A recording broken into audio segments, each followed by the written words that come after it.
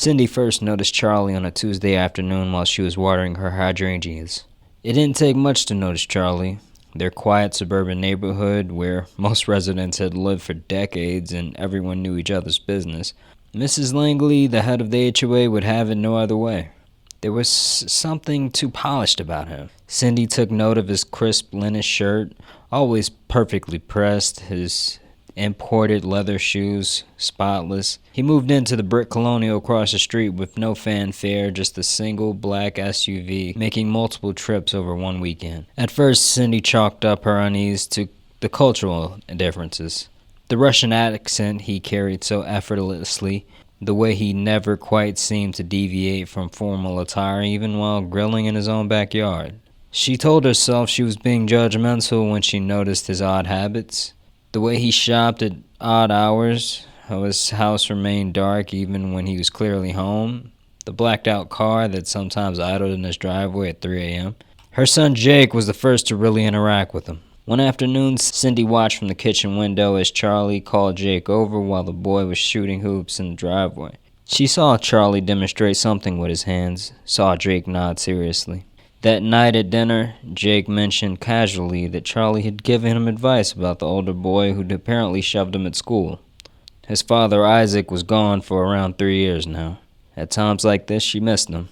He said I should aim for the bridge of the nose, Jake said, stabbing at his broccoli. That it would break easy and the kid would be too embarrassed to tell anyone. Cindy's fork froze halfway to her mouth. He told you to break someone's nose? Jake shrugged. It's the only way bullies understand, Mom. She didn't know how to respond, but the matter-of-fact way her son just repeated this chilled Cindy to her core. When she pressed him about the bully later, Jake just said the bully stopped bothering him and changed the subject. In the weeks that followed, Cindy noticed subtle changes in her son. A new hardness around his eyes, a tendency to shrug off things that would have upset him before. He clearly had a new role model. She even caught him leaning on a wall like Charlie would. The real turning point came when a visitor arrived. Cindy was pulling weeds in her front garden when a taxi pulled up to Charlie's house. A thick-set man with a scar above his eyebrow emerged, glancing up and down the street before approaching the door. What struck Cindy wasn't the man's appearance, but how he reacted when Charlie answered. The way his shoulders hunched slightly, the quick dip of his chin. It reminded her of documentaries she's seen about soldiers reporting to superior officers. Later that week, Mrs. Langley from the HOA cornered her after a neighborhood meeting. The older woman's grip was surprisingly strong when she grabbed Cindy's wrist. "That new man?" she hissed, her voice thickening with emotion. "You keep Jake away from him." Cindy felt a prickle of fear. "What do you know about him?" Mrs. Langley just shook her head. Enough. It took Cindy 3 weeks to work up the courage to call her old college friend Mark, now an independent financial investigator. Over coffee at a diner 20 minutes from their neighborhood, she told him about Charlie and gave him the address of his house. That weekend, Mark texted her saying they should have dinner again soon, but he wouldn't text anything else. The house Charlie lived in wasn't in his name, apparently. It was owned by a Delaware LLC called Venture Horizon Properties. That same company owned dozens of properties across 6 states, all purchased in cash through various intermediaries. Some had been flipped immediately at inflated prices. Others sat empty for years. The crazy thing, Mark said, rubbing his temples, is that this exact LLC has been flagged 3 times. Each time it dissolves and reforms under a slightly different name in a different state. It's like playing whack-a-mole with billions of dollars that you can't resolve. I'm going to take a stab in the dark and assume that Charlie is not his real name.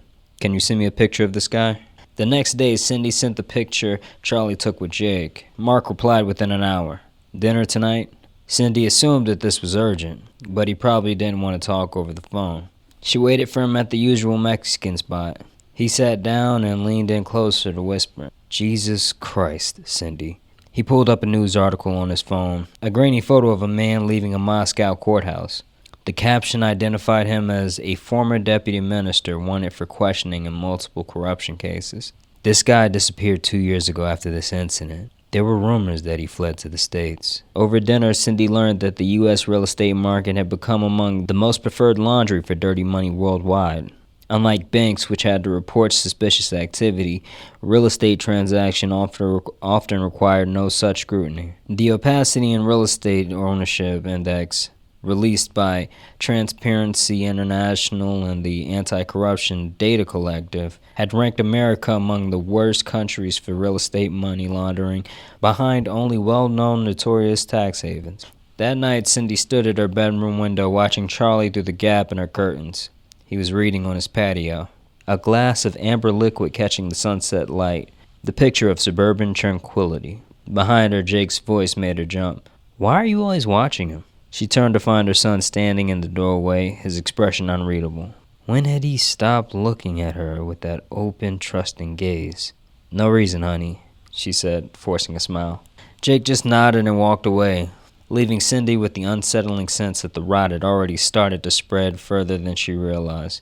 The next morning, the local news reported an FBI raid on luxury condos downtown, part of a money laundering sting. Cindy held her breath, waiting for Charlie's name or address to be mentioned, but the segment ended without either.